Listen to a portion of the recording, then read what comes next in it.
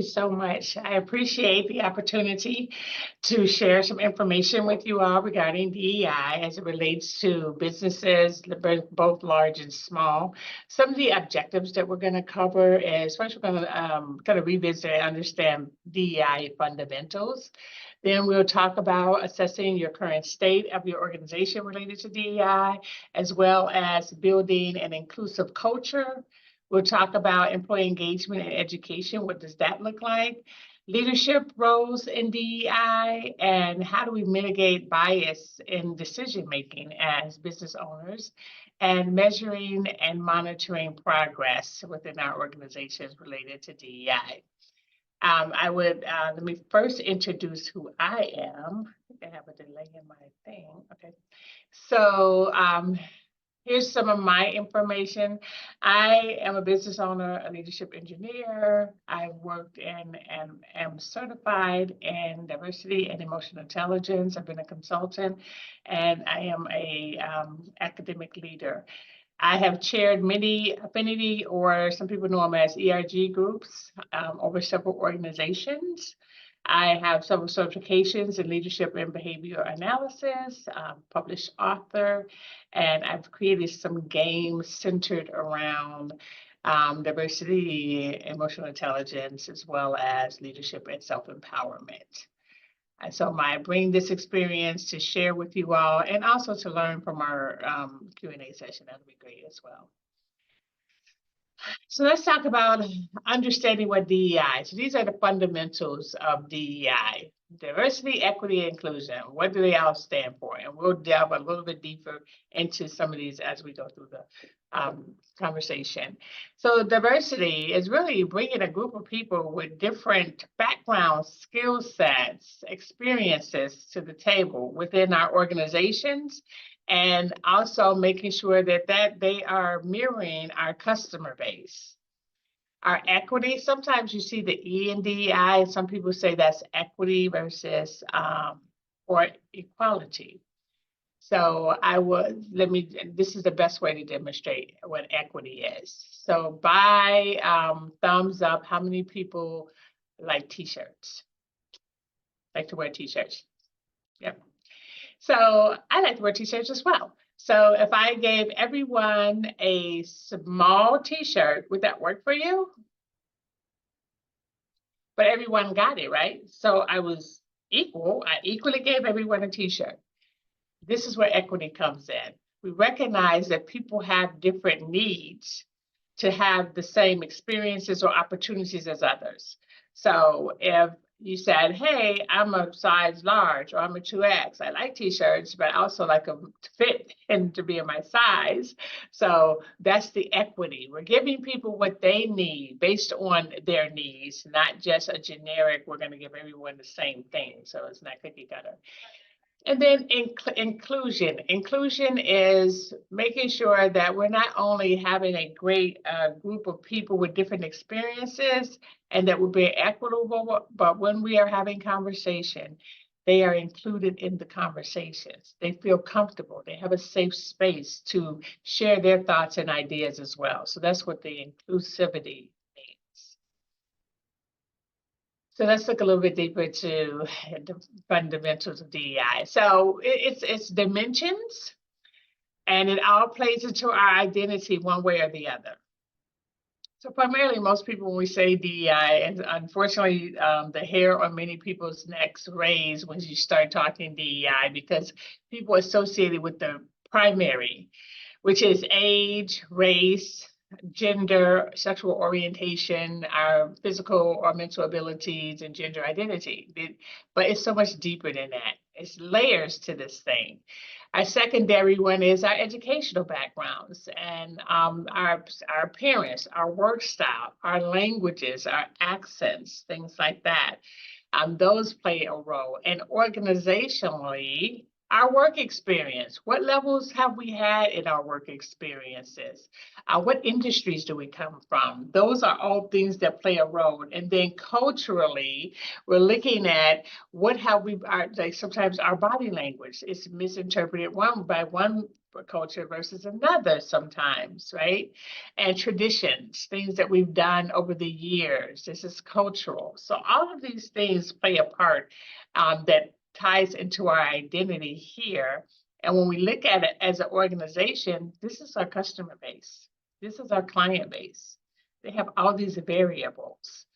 And this is why we know DEI should be an important part of any organization. Additionally, I will add, here's some other reasons why it should be important to your organization, right? We recently did the census, not recently, but the census just finished up. An organization called Pew, they look at the population of the organization, and it is continually becoming diverse every year. The makeup of our U.S. population is changing. And we as business owners, we need to meet the need of our whole population, unless you have what they call a niche. And I only deal with this type of customer and this demographic. And that limits you as an organization to profitability. So think about that. Globalization, that's another piece.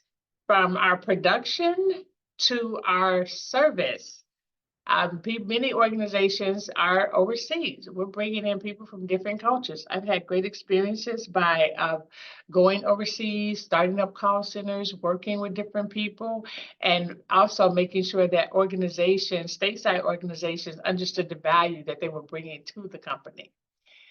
All right, and then another thing is innovation and creativity. So it's important because we don't have just one, what we call group think sometimes. We all think the same way. There's only one way to do things. It's the same way to do things. There's no opportunity to change or to grow or have innovation or creativity.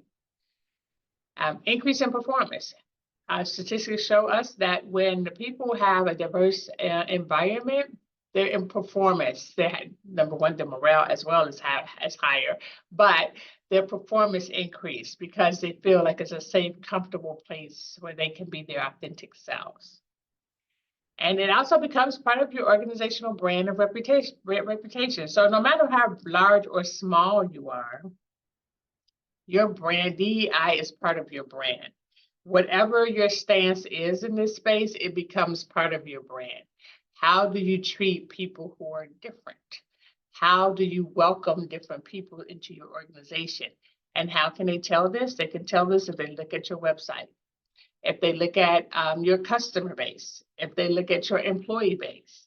So that's part of your brand, good, bad, or ugly, and understand that, again, the population is shifting more to a more diverse population. And so that can impact how your brand, if it's going to be, as I note down here, is it going to be profitable or not as profitable? And then you tap into a larger talent pool, right? So you have a larger group of people that you can tap into to bring in things like diversity of thought, innovation, and creativity. So you have this bigger pool to pull from. So that's why it's also important. You also increase employee and customer retention. People will stay where they feel safe, valued, and heard. So that's also a plus. And it makes smart business sense. At the end of the day, if we're looking at the bottom line, statistic over statistic over statistic has shown us that companies who are more diverse are more profitable. All right, so how do you assess your current DEI state within your organization? So before we go into this detail, by show of hands or in the chat, you can note on a scale from 1 to 5, how would you rate your organization's DEI score? 5 being it's embedded in the culture. Right? I'm looking at the chat.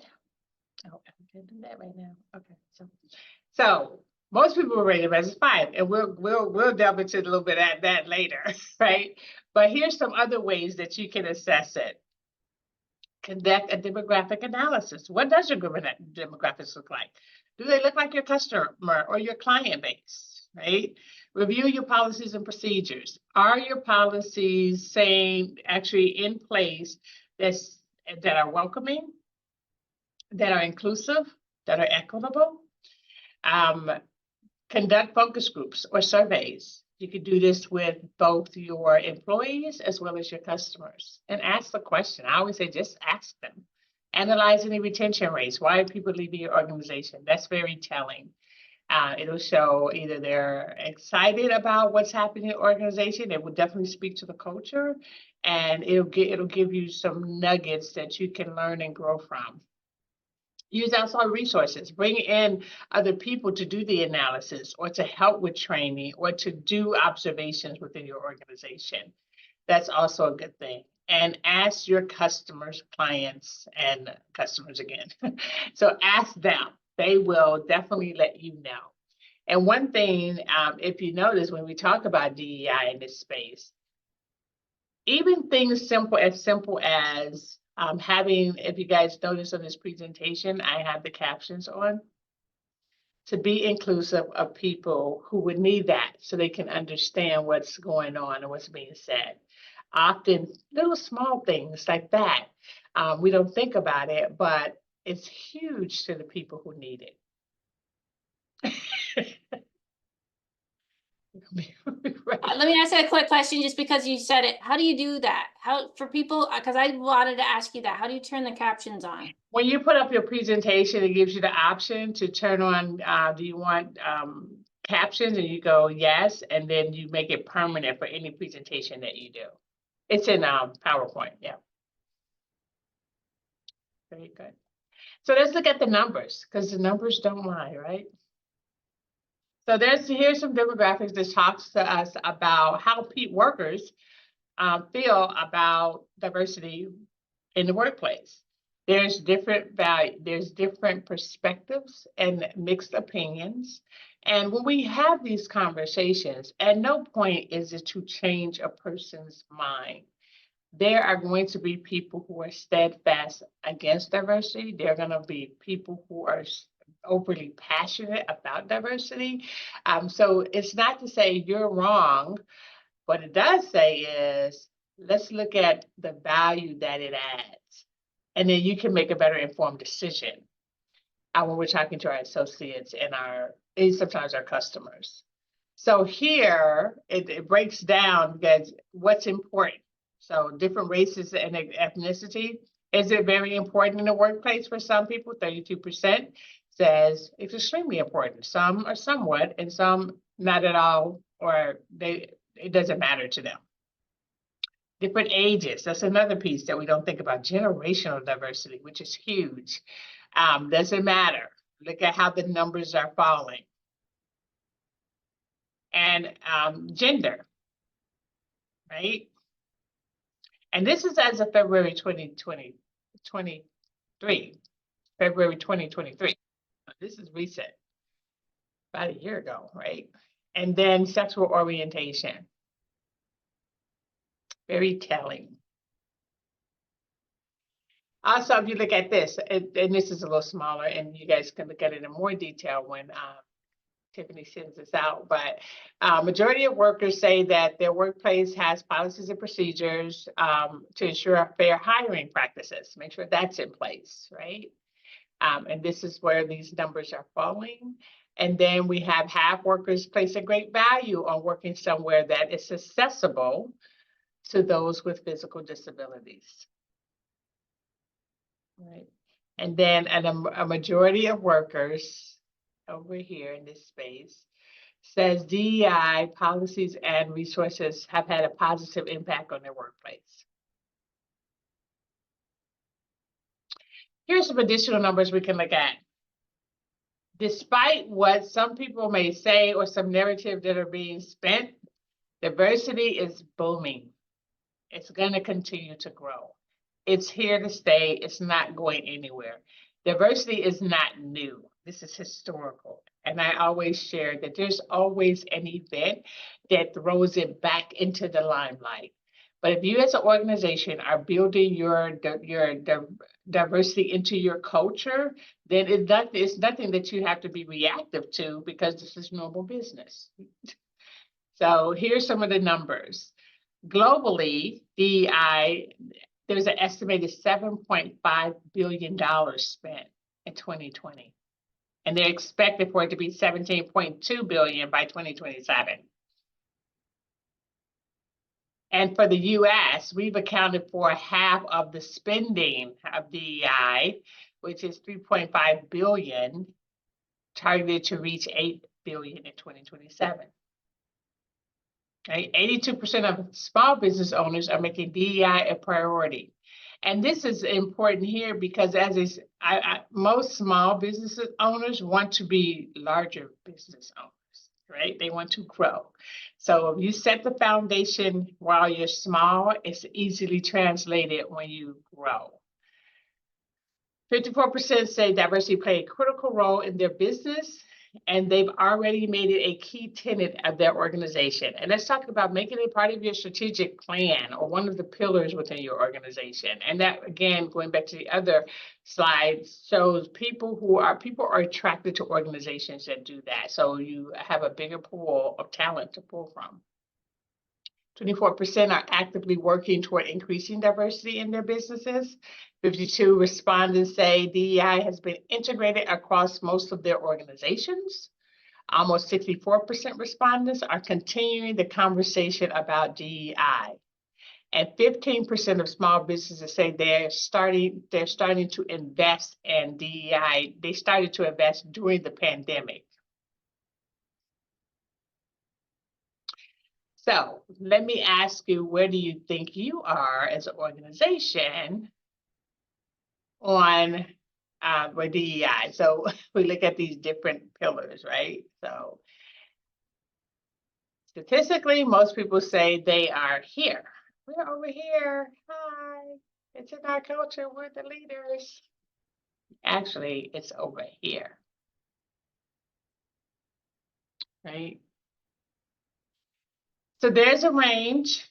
And as you continue to mature and evolve in this DEI space, you're doing things like making sure that, number one, there's awareness. Some, in this space, like I said, some organizations, this is not a priority, nor is it important to them.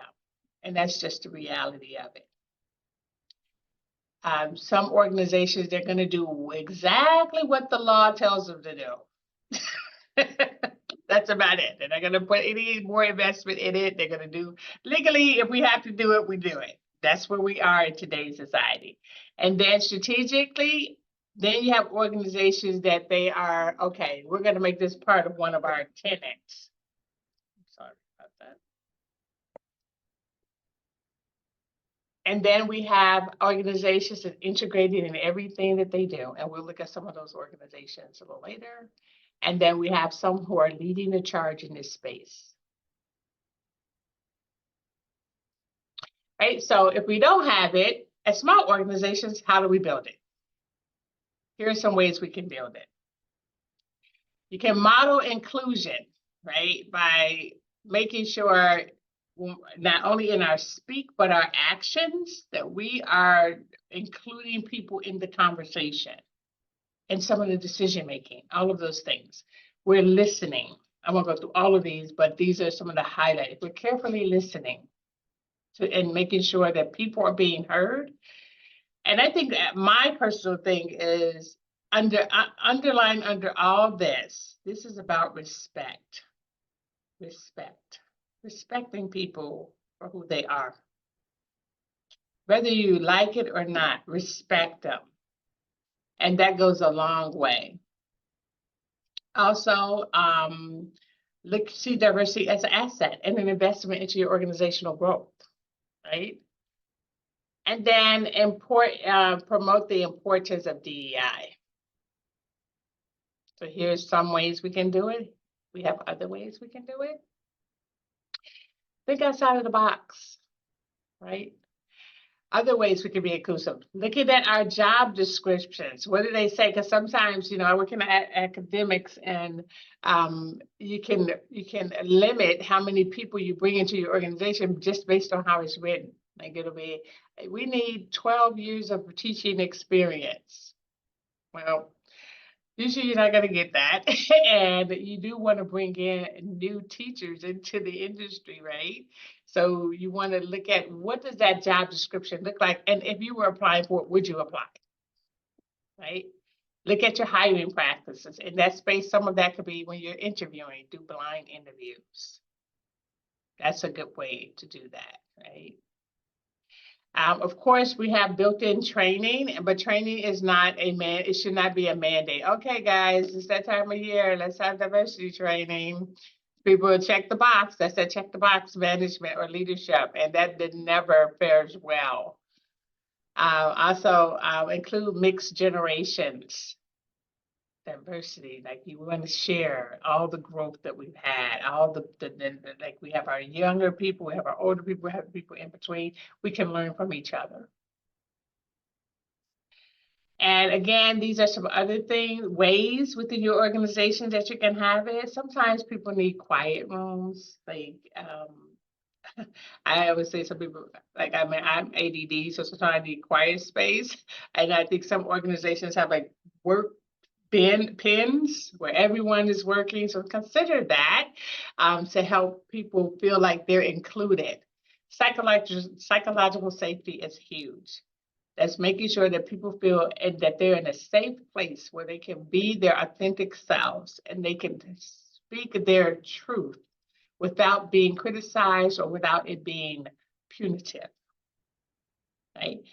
Think about flexible holidays, right? For people who, our holidays aren't made the same, if we work in different industries that may look differently, how flexible can we be in that space so people can know there's some work-life balance, right? And there's several others. And the bigger one I always say, where you spend your money is what's important to you. That's personally or professionally. So have money dedicated or budget for DEI. Let's talk about employee engagement. Having DEI embedded into your professional development for your team is important. So engaging them, bringing them into the conversations, having something as simple as a diversity statement. Do we have one? Small organizations typically don't, but this is the time to build one. Get feedback from your people. Make sure there's feedback. You're listening to them. That's engaging your associates or your employees, right? Make sure that we encourage self-awareness. Like it's okay to not be okay. And don't shun people for that and help support them when they need resources. Right? And then support having a healthy equity lens. So it's okay to have the conversation. I think if everything is underlined with respect for each other, the conversations, no matter how hard they are, it is imperative that we do it in a respectful and in a way where people are ready to receive it. Leadership. So as we lead our organization, be it the owner or you're someone leading the organization, these are some things that if we do what we do as leaders, this will be reflective in our business, right? So if we mitigate diversity issues, right? So if something comes up, it's addressed and we're holding people accountable, because if you let things just go, we don't address them, it bubbles up and it creates poor morale in the organization and it's just not healthy, right? Recognize past DEI setbacks. No one comes out of the gate doing this right. So we have to be aware of that. And then how do we improve? How do we get better? Spread awareness, be honest and transparent. I mean, we have to kind of demonstrate that. If I'm transparent, I'm being my authentic self, then my team will be encouraged to do the same. Retain diverse talent. Make sure that we're reaching out for people and we have a pipeline of them. And I know I saw one training before, people, you hear, oh, we can't find this group of people. We can't find this particular group of people. They're just not out there. Well, I always ask, where are you looking? Right? Where are you looking? And then ensure that there's equitable opportunity for people to grow within the organization. So we don't just have the superstars or the people who are deemed a good egg, to be the only people that are promotable? How are we making sure that the opportunities for everyone, this minimize risk not only for reputation, but financial risk as well? Let's talk about bias, right? So we have biases. If you got a brain, you have bias, right? So we all have that. And basically what that tells us, what this is about is we get 11 million pieces of information every second. Can you even imagine? It's almost unimaginable, right? But we cannot possibly process all that. So we can only handle 40 to 50 bits of that information. So that's where our biases come in to help filter information. And it can be a protective thing for us, but it comes in so that it can filter things out for us. And that's a good thing. But there's types of biases. Conscious biases, where we are very much aware of our intentions. We're very much aware of how we predetermine people, and we are very much aware of our stereotypes and our prejudice, and that's how we show up. That's conscious. I'm very much aware if I don't like this X type of person, and I'm going to say what I want to say, and I'm going to be very vocal about it.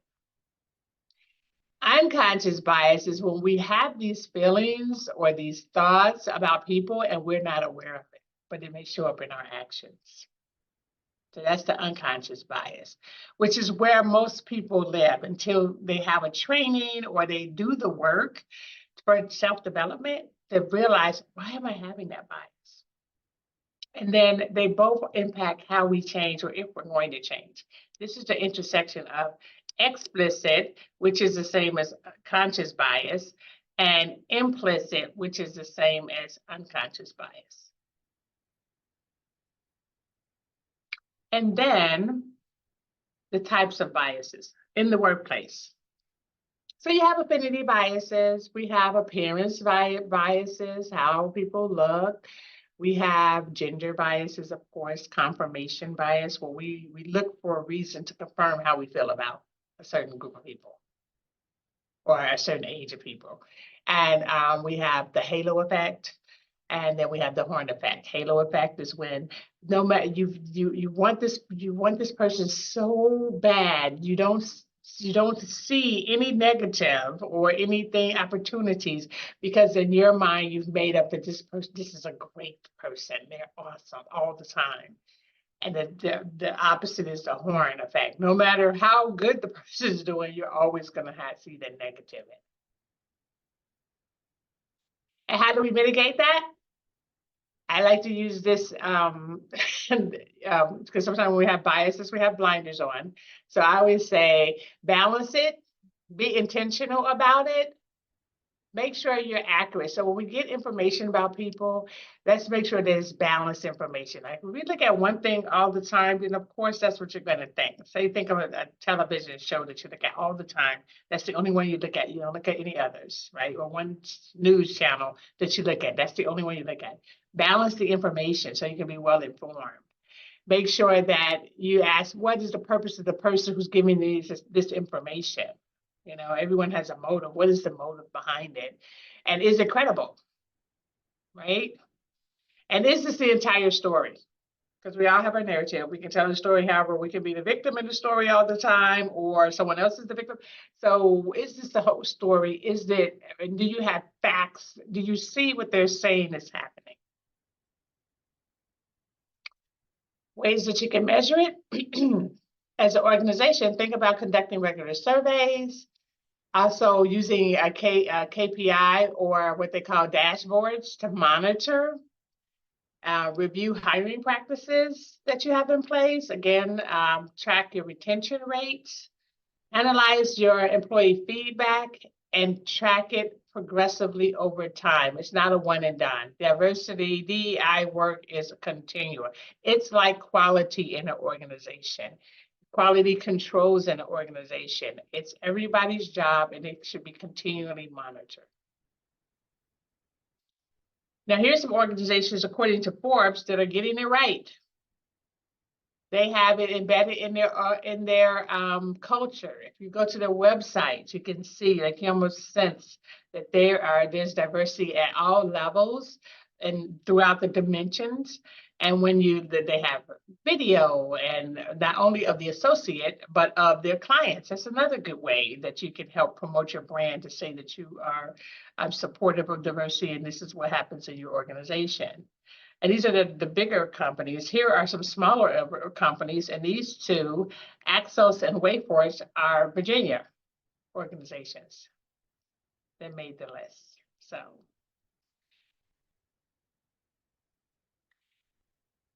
So in summary, my hope is that you guys gained a better understanding of DEI, and you're able to identify ways to assess your current DEI state.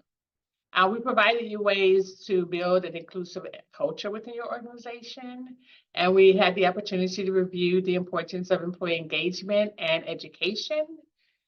We looked at leadership roles in DEI, and we learned ways to mitigate bias in decision-making, as well as discuss ways to measure and monitor our progress.